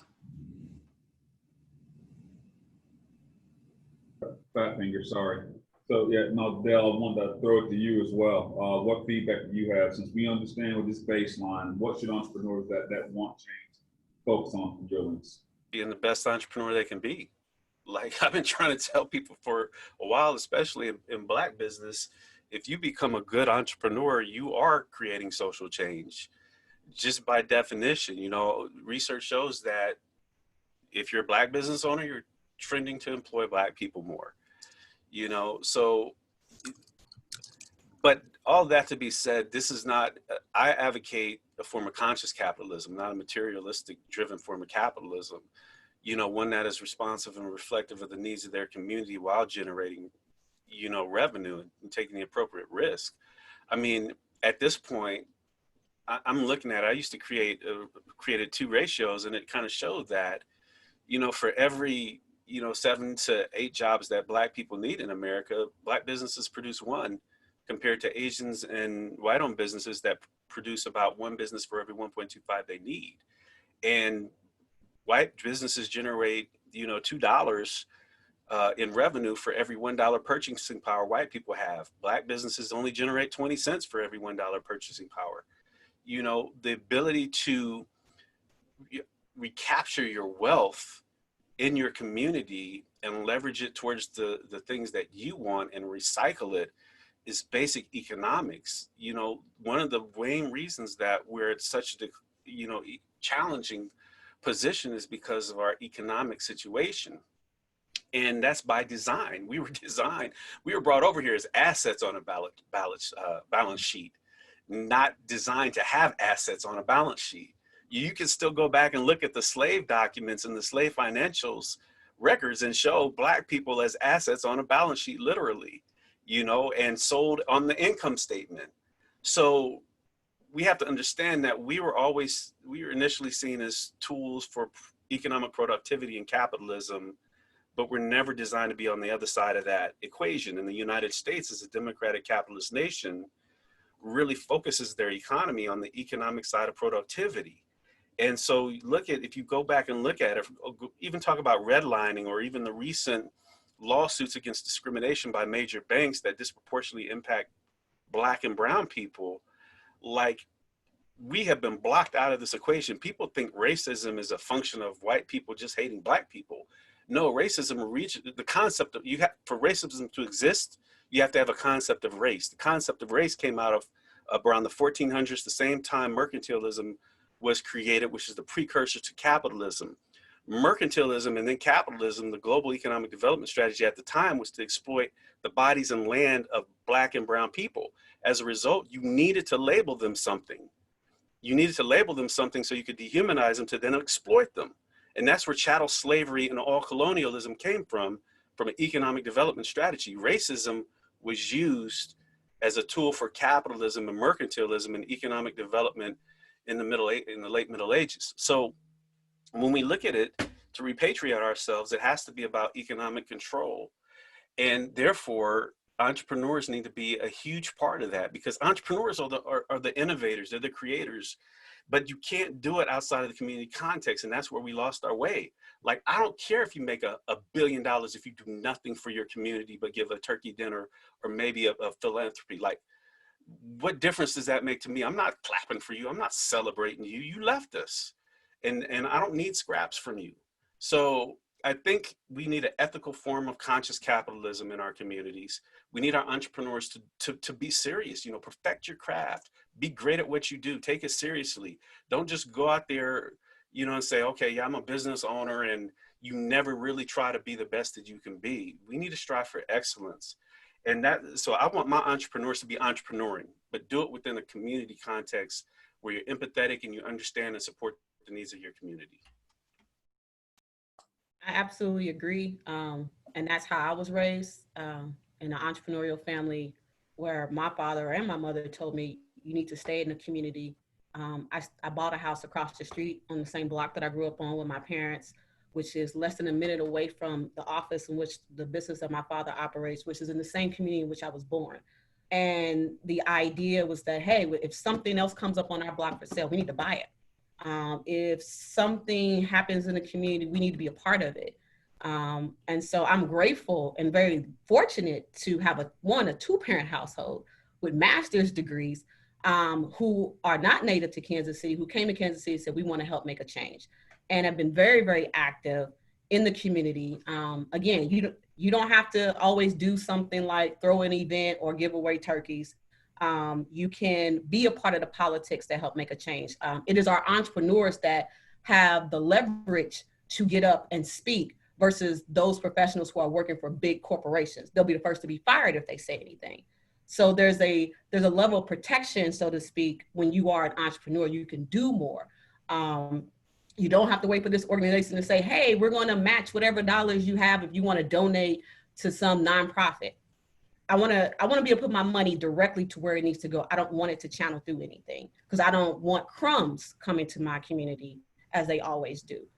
So I don't trust a lot of the toxic nonprofits that are out there, that are claiming to support my community, and they don't. They are poverty pimping my community because they're making a profit from it. Please stop that. Please stop. Please stop trying to take advantage of our social injustice and make a profit from it. Please stop trying to take advantage of our entrepreneurial distrust or our conditions right now as Black people, and then trying to make a profit off of it. I am so appalled by the number of organizations that I see in this industry that are profitizing, claiming to help Black and brown people in entrepreneurship, and they don't. But they get all the money for it, or they get most of the money, and those who really need it, who are trying to do something, do not. Please stop. If I can give you any advice, sometimes I need you to open the door, move to the side. The other time, I just need you to stop, because you're not helping the problem. The other thing is, when we tell you our experience, listen. Stop trying to tell me what you think my experience is. And when I tell you what Black people need or what my community needs, write that shit down and put it in the proposal or the grant and make it happen. Stop fighting me on something you don't understand. Those are a lot of the frustrations that I get working in this field when I'm trying to do more. And sometimes, yeah, I get it. You may not know everything. You may not get everything, and that's okay. But step to the side and allow me to do my job, because this is what I'm here for. Just to add a little bit to that, that was a lot of power and beauty and wisdom. If you're a nonprofit and you're not trying to put yourself out of business, and you're doing the entire community you're intended to serve a disservice. And so everything we do at Social Change, we teach people how to do it in terms of navigating the courts, navigating the legislature. We're trying to make sure everybody has this knowledge so we can have more people on the front lines with the tools necessary to fight and win. But we find too many times when we're up apples to apples against other folks seeking grants, it's the people who are more connected to some of the politicians who are known not to be effective, who are getting the grants and support to multiply and do the work that they do, which is not liberation work. It's not even necessarily even service work. It's more enabling. So I think to Nia's point and also to Dell's point, if people are looking for an easy way, who don't want to disrupt where you are in a job, it's already difficult enough for you as it is without having to, do the half row that Dell was rocking for a little bit and get the curious eyes that you get as a result. Find an organization that you know is doing the dope shit in the front lines. So find a Nia, find an Isaac, find a Donald, whomever, and invest in them seriously, like recurring donations. If you find you're going to a church that you can't quite be clear on where your 10% is going, consider putting that 10% in a monthly donation to an organization that is giving their all to really do something meaningful about this. Of course, you named some incredible organizations that are right there local to you. Focus on the local organizations that change the communities that you see, left and right. So make sure people have a meaningful change and impact in their lives. If you're in New York, LA, or Chicago, socialchange.site. But at the end of the day, like, pay a critical attention to not just the organizations in terms of what they say, but also what they do. And if they're run by folks who live in some fancy houses and you know, not saying you have to live a block from the projects like I do, but I'm saying at the end of the day, if they're poverty pimping, as Nia said, then you have to recognize that and divest from that organization, no matter what their beautiful written mission statement looks like, or how much the in-crowd supporting them, or how many Instagram followers they have. None of that matters. Look at impact. Show me their accomplishments. Show me what they've done. And from that, that's where you determine what to support. And as an entrepreneur, look for the folks who are disrupting racism, who are disrupting injustice, who are disrupting the criminal justice system. You know, entrepreneurs are trained to kind of solve problems, but you have a unique skill set within the context of something you have expertise in. Look for someone else who has expertise in something else, who's taking the same sort of innovative approach to addressing it, and have faith in them. Don't come in and try to tell people what to do. Nia said that perfectly. Walk with them a little bit, learn, you know, humble yourself, and that's how you get things done. And at the end of the day, it's a privilege to learn and listen to y'all. But I would be all talk if I didn't follow up with y'all and be like, what can I do with the little skills that I have to help y'all in KC or wherever y'all may be? Because, you know, I've spent time in Jefferson City. That's not an easy place to do legislative work. I've spent time in St. Louis dealing with city council. I mean, people talk about corruption in Illinois. Golly, if you go to Missouri, boy, or go to Kansas, I mean, you'd be surprised. So not to get too much into that, because I'm sure this call is going to go the wrong way, but just want to make sure that, you know, I mean, authentic leadership means listening and learning from other folks, because everyone's got something to teach you, but also not just listening and learning, but also following up and doing the real work to get some shit done. I love Yeah, that. if you want a quick solution for those of you who are out there listening and, you know, may not be ready to jump up and shout and scream, support a Black-owned business. If you see someone doing some, open the door for them. That is how you help make change. But if you see something going on that's wrong, and if you're not ready to speak up about it, make sure you're not in the way of it. That's the only things I can really ask of you. Caitlin, whose shirt is that you're rocking? This is Brown Sugar. It is a Black-owned Muslim business in KCK. They just reopened, and you should definitely go there. They have the best donuts and fried chicken in Kansas City, and yeah, they're amazing. Yeah, I gotta get my t-shirt game going. Definitely. And then go to Yogurtini after, because you'll need something cold, right, Isaac? Yeah, we don't have donuts, but we do have frozen yogurt. You can put the donut in the bottom of the cup, and then dispense your yogurt on top. And I think something just happened. I think Yogurtini and Brown Sugar are going to do business now. Honestly, that's a natural collaboration, so I'm glad that happened. All See, facilitating again, Donald. I appreciate you. Yeah, we'll chat. We'll chat. I'll tell you one thing that we talked about. Dell mentioned this earlier, is how, you know, a crisis creates opportunities. And when everything started to happen, I found myself getting into the same process and just getting depressed at how many times this has happened in my life. I'm in my mid-30s, and it's already happened in my life way too many times. And it caused me to start to peel back those layers and really start to realize that a big problem that we face in the Black community is that we don't control the money, right? And we don't have the literacy that we need in many cases to understand how the money works and the money moves. So I was listening to some podcasts earlier, and the host was talking about how the subservient class, how in the world do you negotiate with the group in power for equality? How does that work? You know, it's almost like my daughter trying to negotiate with me, you know, in a house that I run. I mean, it's pretty depressing when you look at it from that way. But if we could find a way to control how our money is spent and where it goes, which is something that we've all talked about a lot. I mean, there's a big Bank Black campaign that seems to get a big push every time one of these murders happen, you know, in our country. So one thing that I've started to do is to put my energy towards a solution, towards developing a radically, specifically, unapologetically Black digital bank that helps members to build wealth, whether it is understanding what they have in their accounts, where they can save money, super simple things like keeping your credit card balance under 10% typically isn't something that a lot of Black households talk about. And I grew up in a household with a CPA, and I was always told to save my money, but was never told how to save my money. Roth IRA accounts or high yield savings, certificates of deposit. Didn't learn a lot of that until I was in my 20s as well. And I feel that if we can find a way to control our funds, I mean, collectively, Black people have about $1.4 trillion in economic impact per year. And even within that, you think just about the US dollar. I think the most recent stat that I saw was in the Black community. Dollars only last about 6 hours. In white communities, 17 days, and in Asian communities, 30 days.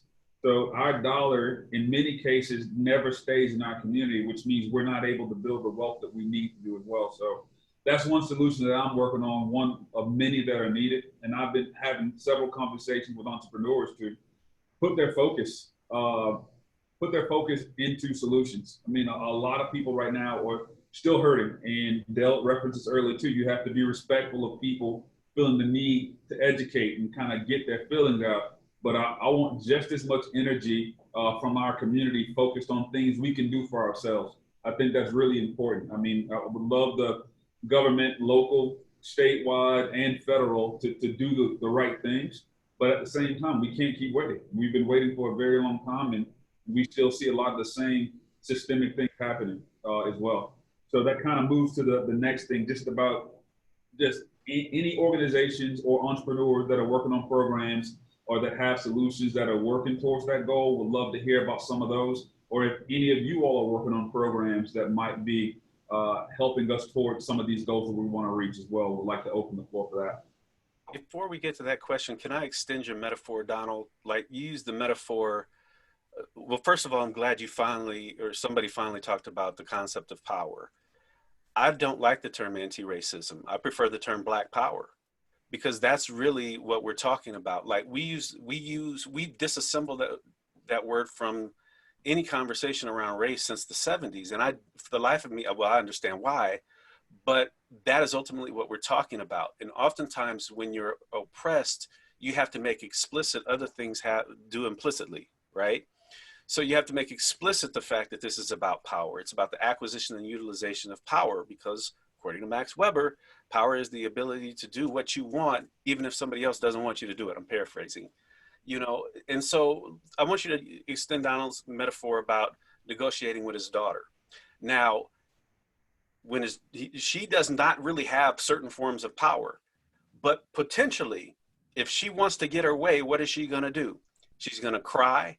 She's going to pout. She's going to keep asking. So she may cry some more. That's essentially what a protest is.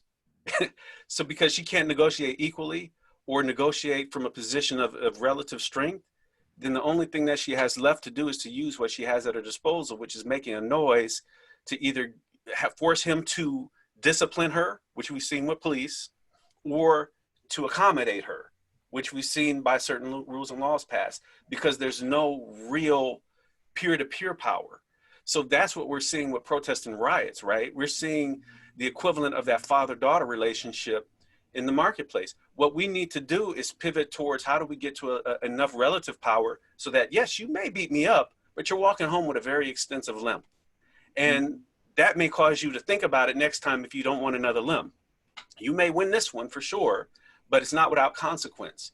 And these are other things that, and when you put them into an economic context, these are other things that groups that didn't have their history and their culture stripped away from them automatically do. When you see first, second, third generation emergence of immigrant populations and how they integrate into American society and still retain a sense of their culture, we have to figure out how to do that in the Black community, because we didn't have that as a backdrop, because by design, chattel slavery stripped a lot of that away from us. And that is a form of power. Culture is a form of power. History is a form of power.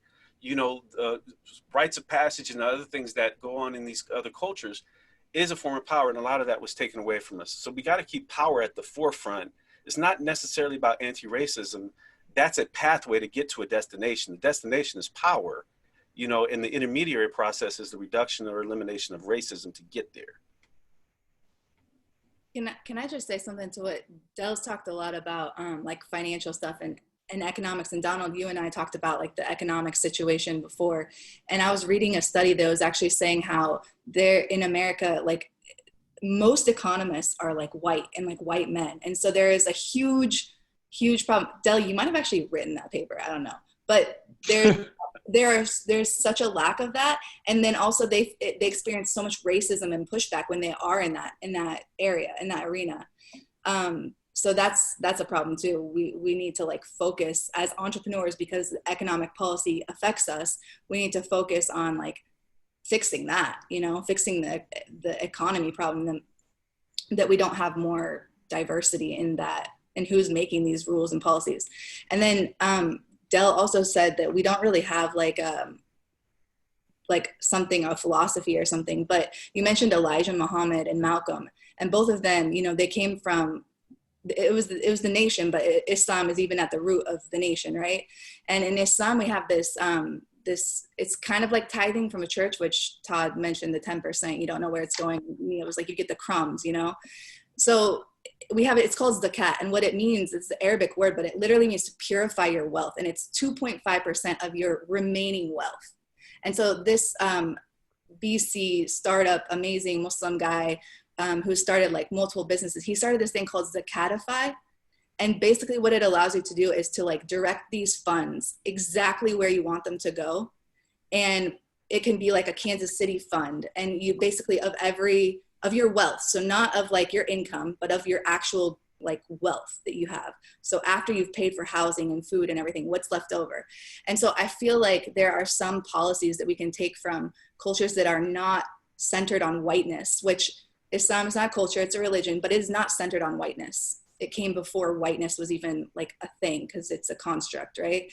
And so I feel like there is something there. And also like as entrepreneurs, one of the biggest economies that is projected to just grow and grow is the halal economy.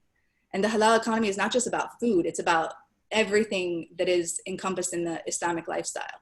And so when we look at all of these problems, I feel like if we look to where these other leaders like Elijah Muhammad and Malcolm were looking, they found something there. And maybe they didn't execute it perfectly, but I feel like there's something there that we can work with. And so I want to throw that in there. And also, Todd, I don't know if you know Inner City Muslim Action Network. It's like, it was started by W.D. Muhammad's son on the south side of Chicago. That's actually how I learned about Islam, was from people who were connected with Iman. And so Inner City Muslim Action Network has been focused on rebuilding the south side of Chicago for like years, like decades.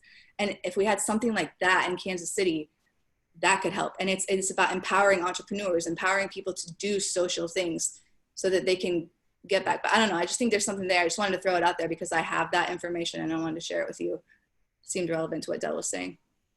Absolutely aware of them. To add one more wrinkle to the metaphor though, I think we don't look around and realize we actually have the power because we have the numbers. So we've been so conditioned and brainwashed into believing that we must do these things through a very strict, pathway where only one person at a time can make it in terms of quotas for blacks or tokenism, whatever that may be. But at the end of the day, like, we own the entire island. So I think that's just want to say that and add that. So kind of re-identifying revolutionary politics, that's just as impactful as making sure that people right around you are being engaged and not just controlling the economy, but in controlling the politics. Who has power? Who's your champion?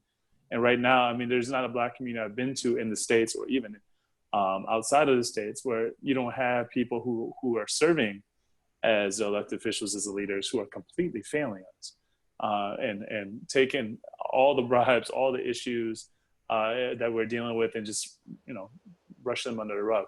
I do know Iman, I love them, and we compliment their work by making sure when brothers and sisters start their businesses, where they have the desire that there's not laws, making it legal to deny them licenses, deny them access to these opportunities, making sure the police are leaving them alone and allowing people an opportunity to just grow and prosper in peace.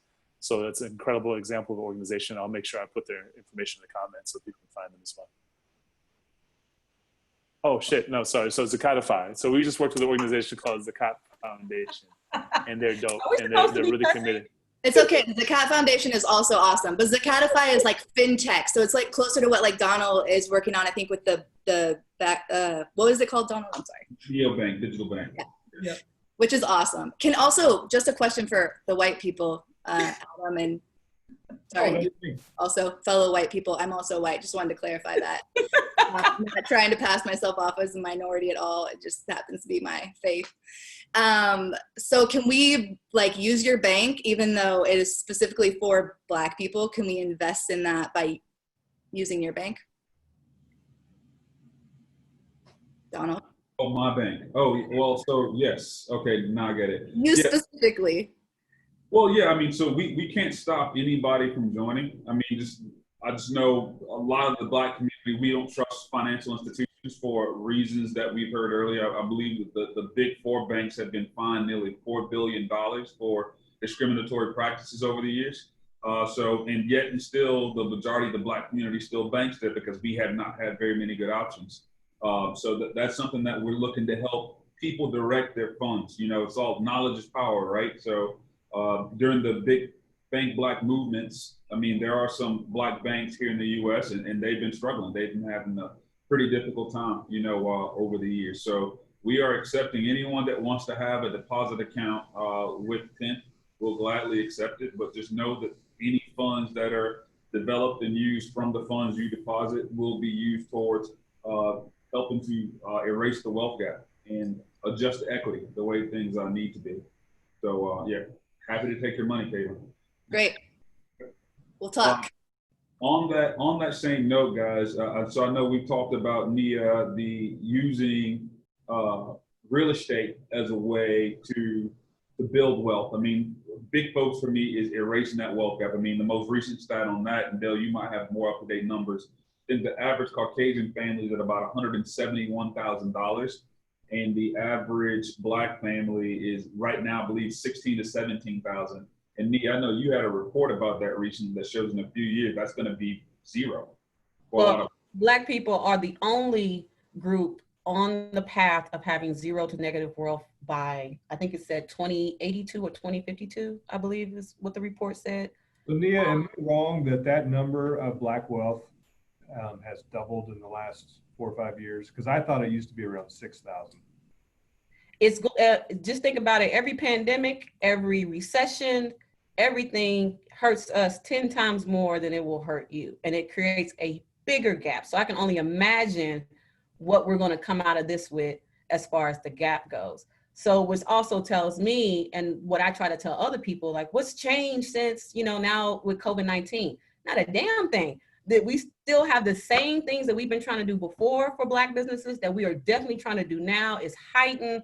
Now that there's a lot of guilt money out there, I'm trying to let people know, create a fund, grab that money. There's a lot of guilt money out there. That might be the only reparations we get, because I'm just not convinced we're ever going to get that. And then according to Dave Chappelle, I feel like that's might as well what happened, you know, with the episode that he had. That's exactly what will happen if we ever got reparations. It would not be invested correctly. Yeah, and I just agree with that, Nia. And I've been having a lot of conversations around people that have been saying that. Like, the reason that I say that is if you give enough scale and reparations, it solves a lot of problems instantaneously. And you don't need 100% of people to do right with their money to have a critical mass of impact. Like, for example, if only 20% did. So remember, I said that Black women were the fastest growing group of entrepreneurs. And one of the biggest challenges that they face is lack of capital access, along with greater levels of education, instantaneously solved. I mean, somebody was pitching around, and whether it would happen or not, some kind of $14 trillion package at $350,000. You give $350,000 to 13% of the United States population that's concentrated in certain core areas, it changes everything. So, and I'm not going to go into it because this is not the platform. I want to hear from other people. But that 20%, let's just use 20% as a benchmark number. Black women, the fastest growing group of educated women, paying off student loan debt. Black people buying houses, renovating houses. You begin to draw other forms of businesses into the community because retail is driven by headcount and disposable income.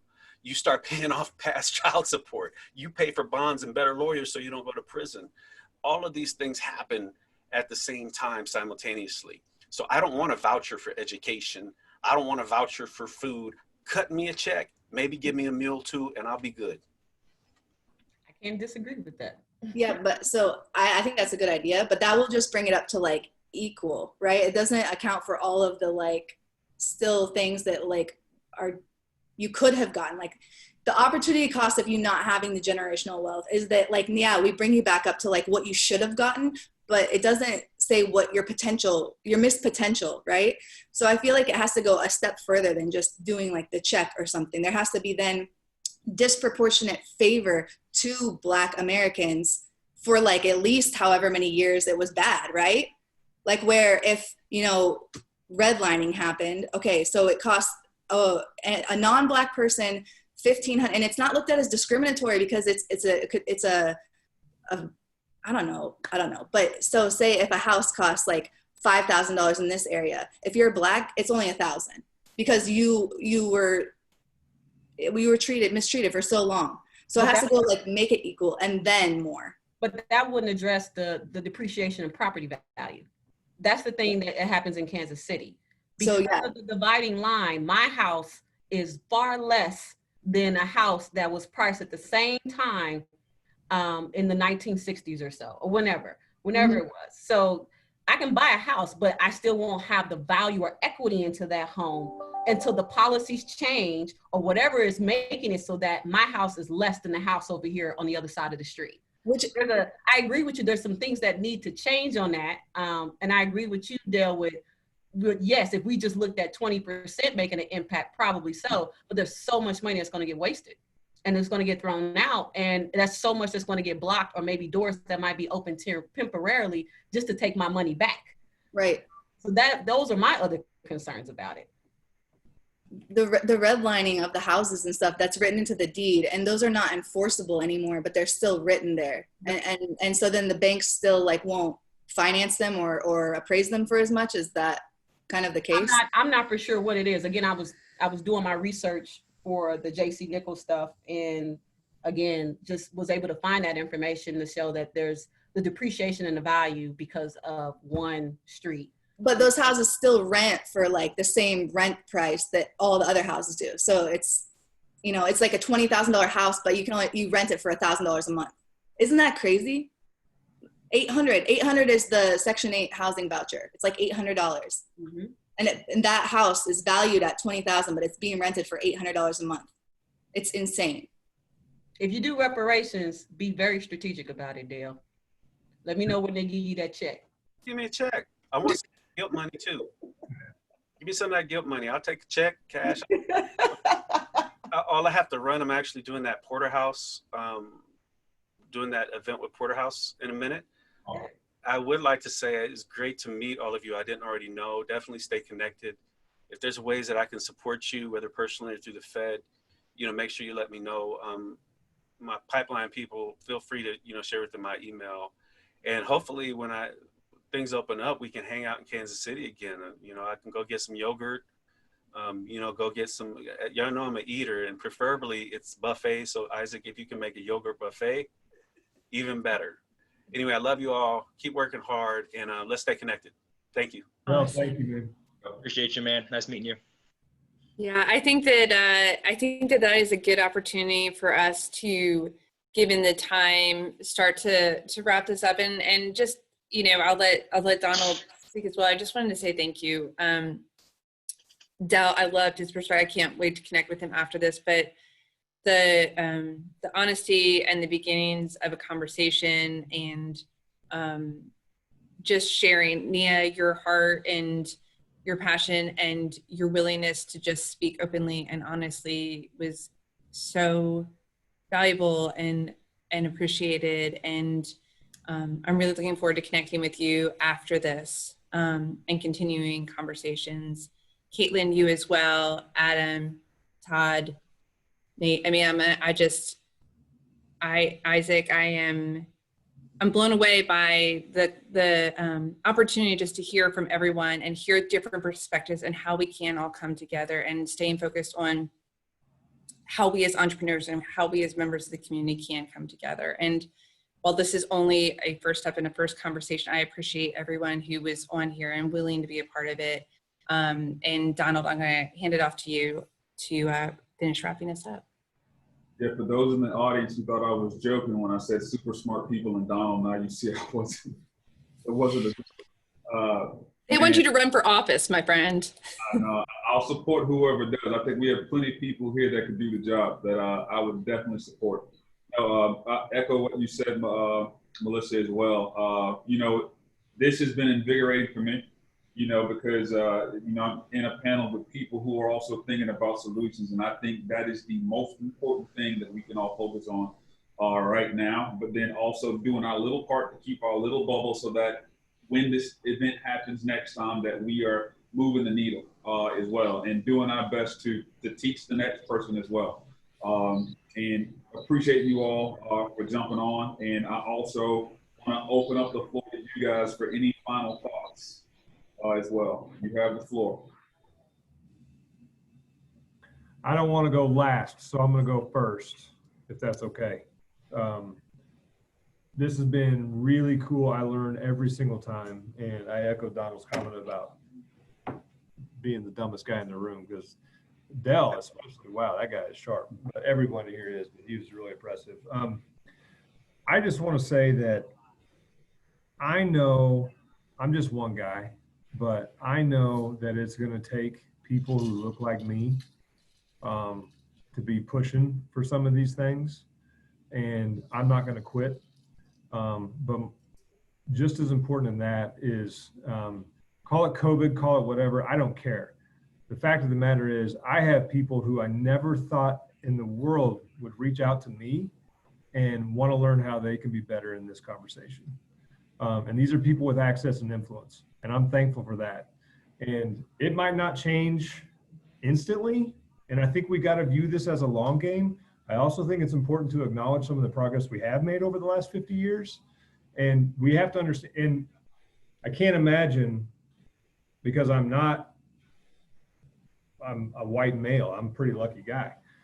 I can't imagine some of the challenges that other people face and the impatience that would come with that. But I think it is important, we got to understand that this is a long game. And we as a group might move the needle just a little bit more. And I have to tell myself that when I get impatient, and we got to play that long game. I'm not going to quit. I'm going to keep recruiting people who look like me, that have maybe some access and influence to keep making change. So thank you all. Yeah, thanks, Adam. I'll kind of, my sentiments are the same that I started with, that I'm just blown away by conversations that happen, but this is by far the most impactful one that I've been a part of and that I've seen, with similar goals or the same goal in mind, but different ways to get there. And I can say in this last 2 hours, I've learned a ton from all of you. And so I'm incredibly excited to be able to connect with you guys offline, to be able to continue those conversations, to selfishly use it to gain more knowledge so I can be better, but also support you guys however I can with whatever I have as well. So thank you guys for being here. I'm incredibly humbled to be a part of this panel, and I would love to see this conversation continue to go. I don't know if Pipeline's going to do more of these. If you're not, I challenge you guys to keep doing them, because this is amazing. This is the first this is a conversation, which means it continues. So this is just the first. I love it. Well, really thankful for you guys. A superhero just told us too, Melissa. So Huh? a superhero just told us also. So there's that. That's right. Okay, I think I should go. You gotta listen. I can't go after Nia, and like, it's not gonna happen.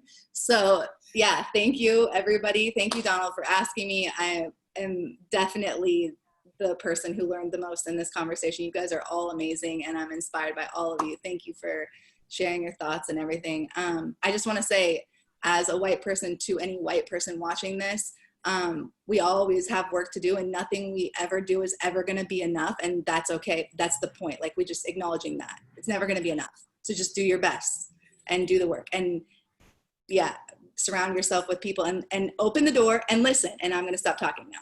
I'm opening the door and I'm going to listen. Okay. So I'm done. I think Nia's up then. Thank you for inviting me to speak. I was actually trying to stay low key and not speak too much, especially with recent events. Not to mute my voice, but to stay focused on the work. But I was honored to be called in, and Donald reached out, and so when Donald says something or asks, I have to come through because he's never given me a bad referral, information, or feedback on anything. So this is for you, Donald.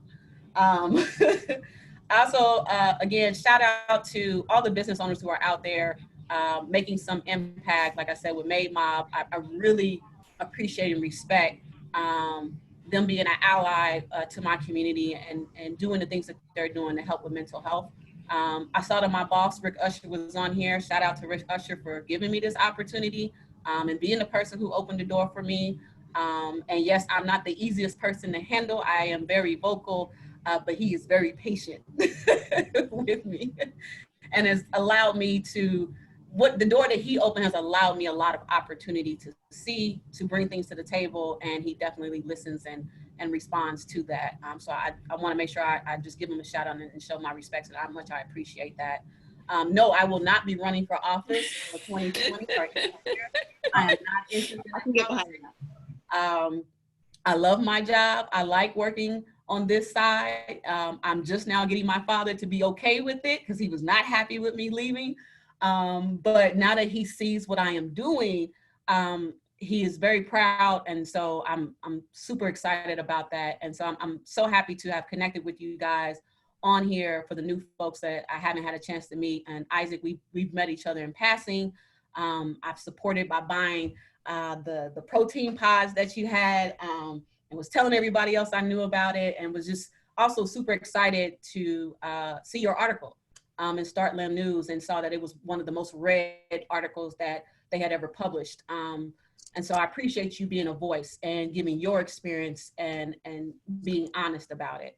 And so for everybody else out there, thank you. For people who are our allies, I appreciate you. For people who are in position, let's get information and let's move. Yeah, thank you so much for not staying low key. Can I just say that? I'm so glad that you didn't. Thank you for that. No problem. Awesome. And Todd, are you back with us? I am. Thank you for bearing with me. I've got like an iPhone 1, so I'm just always grateful to have the opportunity to join a call of any kind for as long as I've had the opportunity to today. What that means that I missed the prompt though. Is there a particular question you just asked I should respond to, or should I just be saying hi and thank you? No thank you needed. Just remind us one more time how we can connect with you after this, so everyone that's here knows how to connect with you. Oh yes. So Todd Belcore at Shy Social Change, not shy like timid, but shy like Chicago. At SAC Social Change, like short for Sacramento. At LA Social Change. At NY Social Change. We've got hubs all over the country, and we'll continue to grow and build, and we can't do more without you. We need everyone, no matter what your skill set, no matter what your background, to come to the table and help us all be better, because we know what we see around us is not right. It's not enough. And it's something we can't fix unless we do something about it in a meaningful way. For the folks who still, after listening to all these amazing wisdom, wise, and dope people, still don't know what to do, please listen again. There's a lot of incredible, really insightful, meaningful ways to get involved, whether it be supporting a Black business or really being meaningfully engaged with a nonprofit or a liberation organization by investing time. You're not supposed to have all the answers, but you are supposed to come as a humble and servant and just be willing to be in the movement, roll your hands up, roll your sleeves up, and see what you can get done. But check us out at Shy Social Change, socialchange.site. Again, I'd be remiss and a complete fraud if I didn't reach out to all y'all individually in the panel to see if we can meet up, connect, and get something done. Jefferson City otherwise, but at the end of the day, it's been an honor and privilege. Thank you all for all you do for the opportunity. Awesome. Well, guys, thank you all so much. I think we will definitely be continuing this conversation. Enjoy your evening and keep fighting. That's all we can all ask for, right? Just make the next best right decision. So let's keep going. Thanks, guys. Thank you so much, everyone. Thanks so much, guys.